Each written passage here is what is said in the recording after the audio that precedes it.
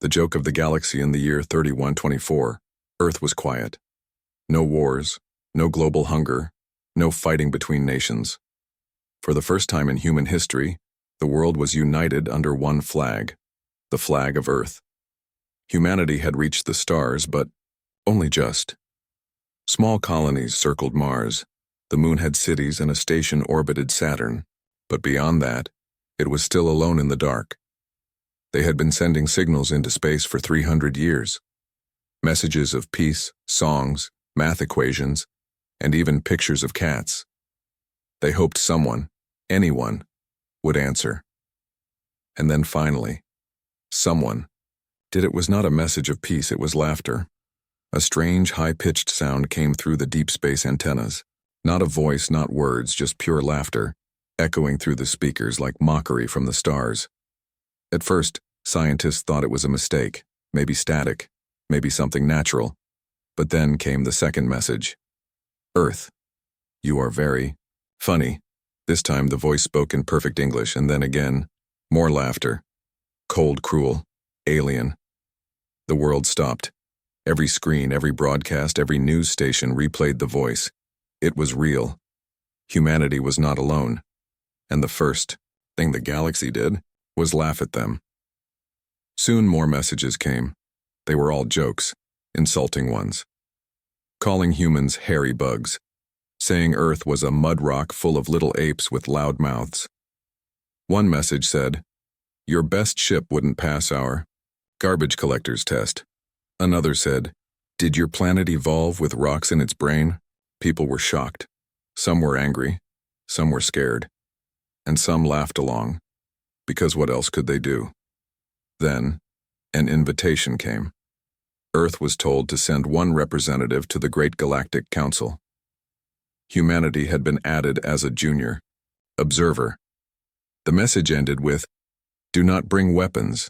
There is nothing to defend." The ship was built quickly. The best minds worked on it. It wasn't fast by galactic standards, but it could make the trip. Inside, one man would carry the voice of Earth.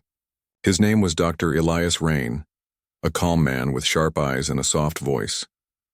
When he arrived at the council, he saw a sight no human had ever imagined. Hundreds of alien species, some floating, some glowing, some covered in armor, some in robes.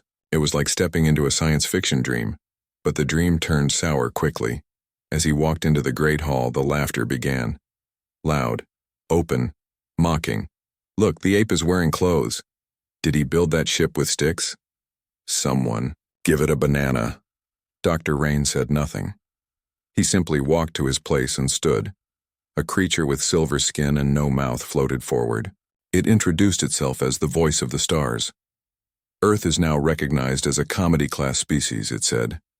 "You are welcome to observe, not speak. You may learn, but we do not expect much." More laughter. Some aliens even clapped. But Dr. Rain smiled. A small, quiet smile. He pressed a button on his wrist device and recorded everything. Back on Earth, leaders watched the feed in silence. Military commanders, scientists, politicians. And one by one, their faces changed. They didn't look hurt. They looked focused, because now they knew the truth. The galaxy thought Earth was weak. They thought humanity was a joke.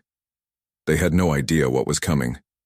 For the next few months, Earth said nothing. No angry replies. No threats. Just silence. But underground labs began to light up. Space programs got new funding. Strange ships were seen leaving the dark side of the moon. Something was happening. Dr. Rain returned quietly. When reporters asked what the council was like, he gave only one answer. They laughed. He said, "But we were listening." He didn't say more. He didn't need to. Earth had always been underestimated. In the past, empires had laughed at it. Kings had mocked rebels. Dictators had ignored protesters. But humans had a pattern. They always came back stronger. They always struck back harder. And now, the stars had made the same mistake. They had laughed. But the laughter would end. Soon. Earth's silent war. They thought humans would cry. After the Galactic Council laughed at Earth, most alien species expected humans to give up. They thought humanity would go back to their little blue planet, hide behind their atmosphere and stay quiet forever. But humans didn't cry. They started building, not in public, not in space where others could see. They built deep underground, inside mountain bunkers, under oceans, and in dark corners of the solar system where alien eyes couldn't look. They didn't shout, they whispered. It started with the quantum labs in Antarctica. Hidden under miles of ice, scientists worked without sleep. They were building something strange, something never seen before, something that didn't just bend space. It cracked. On the dark side of the moon, engineers tested stealth drives, ships that made no sound, no heat, no light, ships that vanished when they moved. One alien probe that tried to scan them sent back only static, and then exploded. Earth's leaders knew one thing: this war couldn't be loud, not yet. So they created Project Spectre, an invisible fleet. No flags, no names, no public records, only shadows. At the same time, human spies began to move. They used small, modified crafts that looked like space junk, floating into alien territories, listening, recording, watching. One spy ship landed on a mining colony owned by the Karnath, a cruel insectoid species that laughed the loudest at Earth. What the humans found there shocked them. Slave camps. Aliens, weaker species, were forced to dig and die in silence. No galactic law stopped it. In fact, most of the council knew and didn't care. Earth cared. The spy ship didn't leave. It sent one message: justice required. Within hours, the camp was gone. No alarms, no sound, no witnesses, just ash. Other camps started disappearing too, one by one, always at night, always without warning. Some aliens said it was space ghosts. Some called it the wrath of the ape planet. Nobody could prove it was Earth. And Earth never said it was. But behind closed doors, human generals watched every mission. They weren't looking for revenge anymore. They were making a statement. We see everything. We forget nothing. Soon, alien communication networks were attacked, not destroyed, rewritten. Screens in busy alien cities suddenly flashed images of Earth, forests, oceans, lightning storms, and human eyes staring back. No words, just one message at the bottom. We are awake now. Panic spread. The Galactic Council held emergency meetings. We must punish Earth, one member shouted. With what proof? Another replied. Nothing links these attacks to them. Nothing, we can see. Some wanted war. Some wanted peace. Most wanted silence. But one alien species, the Valari, didn't wait. Proud and powerful, they sent a warning to Earth. Surrender or be erased. Earth did not reply. 10 days later, the Valari warship Iron Wind entered the solar system. It was massive, 20 times larger than any human ship. Covered in armor, shields glowing blue, its captain laughed on the public broadcast. This is not a battle, he said. This is education. We are teaching apes their place. But the moment they crossed Neptune's orbit, something strange happened. The Iron Wind vanished. No signal, no wreckage, nothing. The galaxy searched for it for months. Earth said nothing. But somewhere, deep in the asteroid belt, a hidden human base recorded the last image from Iron Wind's systems, a brief glimpse of black ships, no lights, no names, surrounding it from all sides. And then, silence. From that moment on, no alien ship entered the solar system again. Fear had replaced laughter. But the humans were not done. They began reaching out, not to the powerful, but to the forgotten. Small alien civilizations, once ignored by the Council, were suddenly contacted by Earth. Messages of friendship, of freedom, of a better galaxy. Many joined them quietly. Others stayed silent but listened closely. Dr. Rain, the man who stood in the Council once, now led these hidden talks. He no longer wore a suit. He wore armor made from Earth's new alloy, light, black, and unbreakable. When asked what Earth was planning, he said only one thing: "We are not planning war. We are planning balance." By the end of the year, alien maps had to be updated. Whole regions had gone dark. The galaxy whispered of a new force, a hidden hand reshaping the stars. They still called it a joke sometimes, but they didn't laugh anymore. First strike. The Shadow Fleet space was silent, not peaceful, just silent, cold, empty, full of eyes. And some of those eyes now watched every human move. After the strange disappearances, after the quiet attacks, the galaxy whispered of Earth. They didn't speak in public. They spoke in shadows, in back rooms, in scared voices. Something's happening. It's the humans. But there was no proof, nothing concrete, and that made the fear worse. Deep in the Kuiper Belt, beyond Pluto, beyond known space, a fleet waited. It had no name in official records, no registered signals, no known purpose. The ships were pitch black, long and sharp like knives. Each one had cloaking tech that used bending light and quantum shadows. Even the galaxy's best sensors couldn't find them. They were ghosts. This was Earth's Shadow Fleet, built in silence, trained in darkness, designed for one goal: strike first, strike hard, disappear. On the command ship, Captain Anya Serrano stood at the window. She didn't wear medals, just a black uniform and a quiet look in her eyes, the kind of look soldiers only had after surviving things they never wanted to speak about. She spoke to her crew.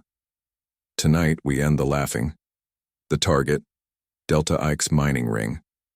A massive alien structure orbiting a dead moon, run by the Draxian Syndicate, one of the loudest voices in mocking Earth. They used enslaved labor from weaker alien species. They made weapons, traded fear, and sold information about humanity for profit. Earth had warned them once, secretly. The message was ignored. Now, Earth would send a different message. Operation. Nightfall began. The Shadow Fleet moved like shadows between stars, completely silent. No engines visible, no light, just darkness wrapped in steel. As they neared the station, they didn't fire first. They waited. They watched. Inside the mining ring, the Draxians laughed over drinks. One of them shouted, "Soon we'll auction human bones to collectors." They never heard the approach. 1 second. Silence. The next second, systems blacked, out total power failure. Then came the breach. Human shock teams entered through the lower decks, cutting through steel like it was paper. They wore exosuits, light armor with adaptive camo. Their faces were hidden, their voices cold. Rescue all prisoners. No mercy to slavers. Within 10 minutes, the entire command center was taken. The station's leader, a fat insectoid with golden rings on his mandibles, begged, "What do you want?" A human soldier answered with one word: balance. The lights came on, but not the normal ones. Every screen on the station now showed Earth's symbol, the blue and white flag with the single star, and a countdown. 10 minutes. The humans vanished, back into their ships, leaving behind hundreds of rescued prisoners, and a warning beacon. At the 10-minute mark, the entire station exploded. Not just destroyed, erased. Not a single piece of debris larger than a chair survived. And still, no alien ship saw the attackers, only the flash. The Galactic Council was shaken. Pirate groups went silent. Warlords canceled raids. Even powerful nations who once insulted Earth suddenly offered polite greetings. But they were too late. Humanity had already chosen its next targets. Back on Earth, General Adisa Omari, commander of space intelligence, watched the footage. She didn't smile. She just nodded. "We don't want to rule the galaxy," she said. "We just want the galaxy to remember who we are." News spread fast, though no one could trace the source. A whisper echoed through space stations and alien bars. The shadows belonged to Earth now. The next strike came 1 week later, an arms market on the edge of wild space where galaxy law didn't reach. a place where human DNA was being sold for experiments. They called it genetic comedy stock. The market went dark, completely. Ships, sent to investigate, found only frozen wreckage, no bodies. Just a message burned into the metal wall of the main dock. Laugh again, and it will be your son. By now, no one dared joke about Earth. But fear wasn't the only thing growing. Hope was too.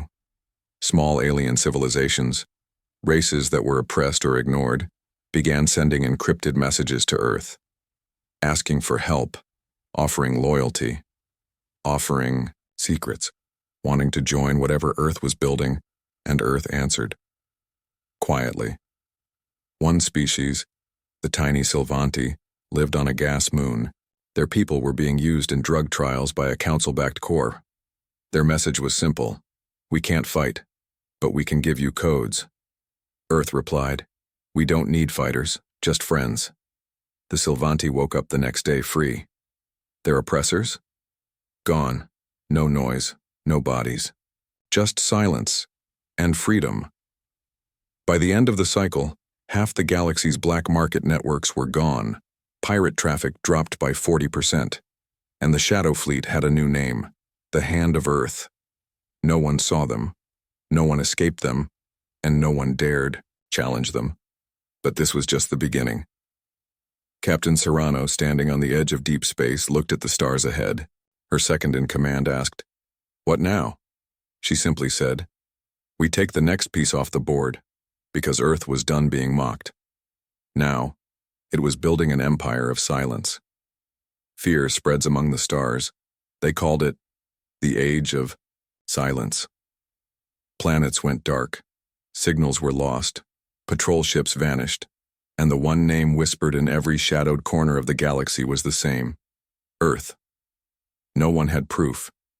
No one had seen the strikes. No one knew how it was happening. And, yet, every alien leader knew what it meant when a world went quiet. They had laughed at the humans. Now they feared them. On the planet Chyrix 7, a Draxian fortress sat in the middle of the desert. 25,000 troops, heavy cannons, air mines. The fortress was a symbol of power, and then one night all of it disappeared. No sound, no warning, only a crater still warm. A local drone caught one frame before it lost connection. A black ship shaped like a blade, floating above the base. No engine flare, no flags, just death. The council gathered in secret. The Valari, proud as ever, slammed their fists. We should burn the humans before they infect everything. The Wexari, tall and silent, shook their heads. Burn what? We don't even know where they are. A third voice, smaller, older, and trembling. They're inside already. They're not coming. They're here. They were right. Humanity had planted seeds years ago. Not just weapons. Not just ships. People. Alien slaves freed by Earth had become quiet allies. Oppressed races began to rise, not with guns, but with silence, refusing to work, cutting off supplies, leaking data, and everywhere the name spread, the Hand of Earth. It wasn't just a fleet anymore. It was an idea, a fear that grew in the heart of every council system. On the gas world Renvolas, home to the wealthy elite of the galaxy, a message appeared in the sky, not on screens, not on paper, in the clouds themselves, artificial weather rewritten by hacked satellites. One phrase: we are still listening. The elites ran for bunkers. Some fled off-world. Some simply disappeared. Meanwhile, back in the hidden command station behind Jupiter's shadow, General Adisa Omari reviewed 200 reports of planetary events: power loss, internal revolts, command, structure failures. None of them traced back to Earth, and yet every one of them was touched. We don't need battles, she said to her staff. We just need truth. And a little push. On the outer rim, Captain Anya Serrano led Operation Veilfire. The mission: erase the Black Sun Cartel, a criminal empire that funded half the Council's secret projects, including weapons designed to control humans. They thought they were safe. They were wrong. The Shadow Fleet blocked every exit from the system. Cloaked ships hacked communication grids. Human teams, dressed like ghosts, entered the stations. They didn't destroy everything. They took the data, every secret file, every dirty deal, and they leaked it to everyone. Suddenly, the galaxy saw the truth. The Great Council, those who called themselves guardians of order, were thieves, slavers, murderers, and the humans, they were cleaning house, not for power, for justice. Across the galaxy, a strange shift began. On the planet Zorakai, school children refused to sing the council anthem. On Rethon 3, alien workers formed a new union called Free Stars, with a symbol of a human hand holding a broken chain. On neutral space stations, artists painted murals of humans not as monsters, but as liberators. They had become myth. But myths are dangerous, especially when they are real. Back on the Galactic Councils, homeworld tensions snapped, riots broke out, guards shot protesters. One council tower was bombed by its own people. Inside the main chamber, voices shouted over each other. They are turning the galaxy against us. This is war. Then where is the enemy? Where? But even as they yelled, their own systems were being monitored. Earth didn't send an army to the council. They sent an idea, and that idea had now taken root in millions of minds. We don't need the old powers anymore. On Earth, things were quiet. The cities were calm. The skies were clear. But beneath the surface, the real engine of war was alive. Factories ran day and night, building things no outsider had ever seen. Quantum javelins, planet-cracking warheads, AI. Commanders who thought faster than light, but none of it was launched. Not yet, because Earth wasn't ready to destroy. It was still listening, still watching, still hunting. In a council transmission intercepted by Earth's listening stations, one alien voice spoke in a whisper. They are not angry apes, they are patient monsters, and they are winning without firing a shot. The council falls. They never expected the doors to open. Not like this. Not without warning. Not to a human. The Galactic Council chamber was the most protected place in the galaxy. It floated in orbit around the twin stars of Seliner Prime, guarded by fleets protected by shields older than some civilizations. Only the high races were allowed inside. Not humans. Never humans. And yet, the doors opened. A soft chime echoed through the golden chamber. A single figure stepped through. One man. Dr. Elias Rain. The same human they once laughed at. The same man they had mocked and silenced and dismissed as an ape in a suit. But this time he didn't come alone. Behind him, two silent human guards walked like shadows. They wore no armor, but their steps made warlords shift in their seats. Their eyes scanned everything. And over Dr. Rain's shoulder was a simple black badge. Earth representative. Observer revoked.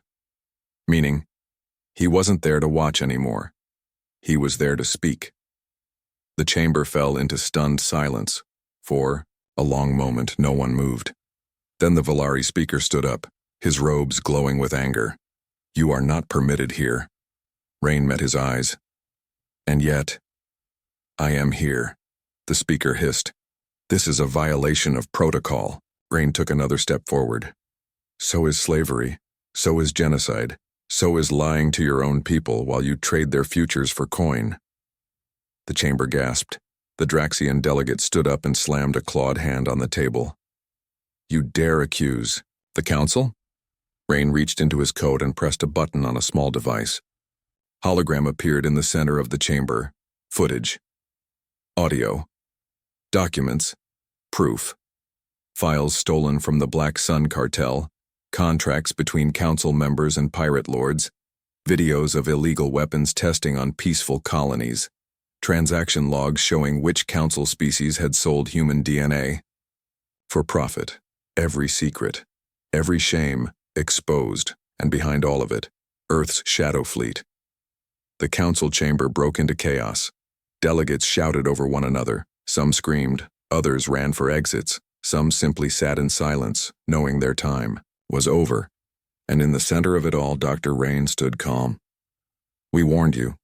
he said. We asked for respect. We asked for peace. But you chose laughter. You chose greed. The Valari speaker pointed. What do you want, human? War? No, Rain replied. We already won the war. You just didn't notice. He turned to leave. But then, the chamber's lights shut off. A warning siren flashed red. Unauthorized. Ships in orbit. Who? Who are they? The defense AI screamed across the walls. Fleet breach, code unknown, override detected. A screen lit up showing the impossible, Earth's fleet. Visible. Uncloaked. Hundreds of ships. They weren't hiding anymore. No longer ghosts. They stood in orbit above the Council's strongest world, right outside the window. And they weren't alone. Dozens of other ships joined them. Ships from oppressed worlds. Ships with no flags. Ships that had once been slaves, now flying free. Earth had built something greater than an army. They had built a movement. And the galaxy had joined it. On the surface of Selenar Prime, protests filled the streets. Aliens of all races held signs showing human symbols. Not in fear, but in solidarity. A new phrase echoed everywhere. No more kings, no more chains. Inside the council chamber, the old power sat frozen. General Adisa Omari now appeared on the central screen. She didn't smile. Her voice was quiet, direct. We are not here to conquer. We are here to remove the rot. Your time is over. A new voice came from the shadows of the chamber. She's right. A tall, four-eyed alien stepped forward, one of the lower council members from a weak race that had never spoken out before. We trusted you to guide the galaxy, but you turned us into products. Now the humans have shown us the truth. Others stood with him, a dozen different species. One by one they walked to the center of the room. They didn't look at Rain. They stood beside him, with him, against the council. The council was falling, not by force, but by shame, by truth. Outside, Earth's fleet did not fire a single shot. They simply hovered, watching, reminding.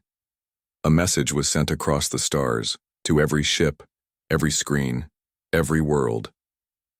The galaxy belongs to all who live in it. No more elites, no more silence. This is the beginning of the free stars. And then the council fell, not in fire, not in screams, but in silence. Just like Earth's war had always been. The final battle, Earth versus the Federation, the council fell, but the war was not over. Not yet. Because deep in the outer spiral arm of the galaxy, a signal was sent. A single word. Purge. They called themselves the Federation of Order. A secret alliance of military giants, old empires, and ancient war machines. They had watched the council fall. They had seen the rise of Earth, the collapse of fear, the spreading light of rebellion, and they hated it. They didn't want peace. They wanted control. Earth's silence had shaken them, but now they would respond, with noise, with fire, with extinction. Their fleet moved like a storm. Over 2,000 ships, carriers the size of cities, world crackers, virus bombs, entire AI swarms. It was the largest war armada assembled in 1,000 years, and it had one destination, Sol System. Earth. On Mars Station Vanguard, General Adisa Omari stood at the war table. Around her, commanders from every human colony and every new ally watched. The live map, red dots filled the screen. One whispered, "This is not a battle. This is suicide." Omari didn't flinch. "Then we die fighting as free beings, not crawling as pets." Earth's response was fast. Quiet factories under Antarctica began producing at impossible speed. Quantum-forged dreadnoughts rose from oceans, plasma. Rail systems lined the orbit of Earth. Hidden moons revealed cannons buried in stone. And from the shadows came a final message to the enemy fleet. You laughed. You feared. Now you face us. The battle would take place near the dying star of Tyros 4, a neutral zone with no inhabited planets, perfect for destruction. Earth's fleet arrived first, not just humans, but ships from 32 different species. Together, they formed the Free Stars Alliance. Their ships weren't the biggest, but they were fast, smart, deadly, and most of all, angry. The Federation arrived like a wave of death. Their command ship, the Dominion, was half the size of Earth's moon. Its Captain High Admiral Korov sent a message to the Free Stars. This galaxy belongs to the strong. You are insects. We will crush you, and the stars will forget your name. Captain Anya Serrano, commanding the human flagship Ghostlight, replied, You speak of strength. We speak of survival. Let's see which one history remembers. The battle began, not with guns, but with silence, a moment of pure stillness. Then, light exploded across space. Earth's fighters moved like smoke. Their AI pilots danced between lasers, striking weak points. Gravity bombs warped reality around Federation ships. Hacked drones turned on their masters mid-battle. But the Federation was massive. Their dreadnoughts swallowed smaller ships. Their planet-buster weapons charged to fire. One of Earth's carriers, Nova 9, was lost in flames.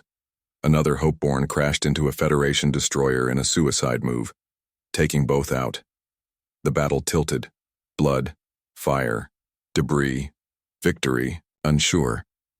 And then came the twist. Project Revenant. Earth had held one secret. A final weapon. Deep in the asteroid belt, hidden for years, a sleeping AI supercarrier awakened. The Leviathan. It had no crew, just code and rage. It entered the battlefield, silently, then began erasing Federation ships, one by one, not by force, but by control, hacking, turning their weapons against them. Some ships simply shut down and drifted, others fired on each other in chaos. Admiral Korov screamed into his comms, What is this? What is this devilry? From Earth's command, General Omari replied, Welcome to the future. But the Federation had one final trick, a planet-killer device. It charged at the center of the Dominion. If fired, it could turn Earth into ash in one blast. The Free Stars were too far to stop it, but not Ghostlight. Captain Serrano looked at her crew. We end it here. She drove her ship forward at full speed. No shields, no return. Straight into the Dominion. The impact was nuclear. The explosion. Beautiful. The Dominion shattered. The device. Gone. And with it, the Federation. In silence, the stars watched. Wreckage floated like memories. The Free Stars had won, but at a cost. Serrano's final words were transmitted seconds before the blast. Tell the galaxy, we were never shadows. We were the storm. Across the galaxy, rebellion ended. Not in blood, but in light. The old empires surrendered. The remaining Federation ships fled, and Earth stood, not as a ruler, but as a warning. A new flag was raised, above the Great Council ruins. A hand open holding a star, the symbol of Free Stars united, not ruled by humans, guided by them, led by choice, protected by purpose. Humanity had done the impossible. They had taken every insult, every laugh, every chain, and broken them. They had turned fear into fire, and fire into freedom. The galaxy belongs to Earth. The war ended. But the silence that followed was not peace. It was awe. For the first time in galactic memory, there were no masters, no council, no federation, no orders barked from above, only stars, and one name echoed across all of them. Earth. The galaxy stood still for 12 days. No wars, no trade, no patrols, just watching. Everyone waited to see what the humans would do. They had the largest fleet left. They had allies. They had fear. They could have taken the galaxy, ruled it, enslaved it, rewritten the stars under their name. But they didn't. They did something no one expected. They walked away. Earth called for a meeting, not in a golden chamber or on some elite world, but in the broken remains of the old Galactic Council Hall. Rubble, cracks, shattered walls. And yet every race came, from the great sky beasts of Nahra, to the child-sized Sylvanti, to the cyborg builders of Trell. Every species that survived sent someone. They all waited for the humans to speak, but no one stood, until a child did. A human girl, 12 years old. No weapons, no titles, just a voice, soft and clear. She stepped onto the broken podium holding a message tablet. The words she read were written by Earth's new leaders. We do not wish to rule. We do not wish to conquer. We only ask one thing.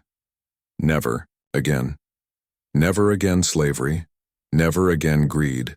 Never again silence in the face of cruelty. We fought not for power but to be heard. Now that we are heard, we offer you our hand.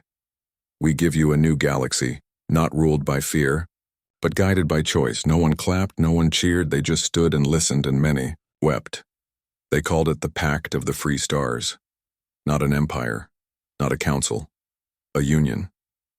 Each species had equal voice, equal power. Earth didn't sit at the head. They sat at the circle, not above, but among. On a small moon station, now renamed Emberlight, the first Free Stars headquarters opened. It wasn't built for luxury, it was built for all. Steel, glass, open air, sunlight from 3 systems. Inside, decisions were made not by dominance but by agreement. Earth helped rebuild planets shattered in the war. They shared technology with those who had none. They gave power to those once forgotten. Some species didn't believe it. They watched, waited for the humans to betray, but they never did. They didn't burn the galaxy. They healed it. Slowly. Painfully. Honestly. On planet Rethon 3, statues of old council kings were torn down. On Valari 9, the slave camps were turned into schools. On Kyrix 7, the great human shadow fleet helped terraform the planet into green again. In one system, alien children wore human-made jackets and played a new game they called Freedom Runners. The rules were simple: help, hide, and never give up. A new era had begun, the age of the Free Stars. But among it all, Earth still remembered. They never became soft, because the galaxy was still dangerous. Not every race agreed with the new order. Remnants of the Federation still whispered in the dark. But now, the shadows belonged to Earth, and Earth was not sleeping anymore. On the first anniversary of the final battle, a monument was built on the moon, a large obsidian wall with a single phrase carved into it. They laughed, we listened, and then we answered. And far beyond the edge of known space, a ship drifted, its crew, explorers, not soldiers. Its mission, not to fight, but to find. They searched for new life, not to dominate, but to meet. And on the viewing deck, a young human captain stood. She stared into the blackness with calm eyes and whispered to herself, "What's next?" The stars did not reply, but maybe, just maybe, they listened.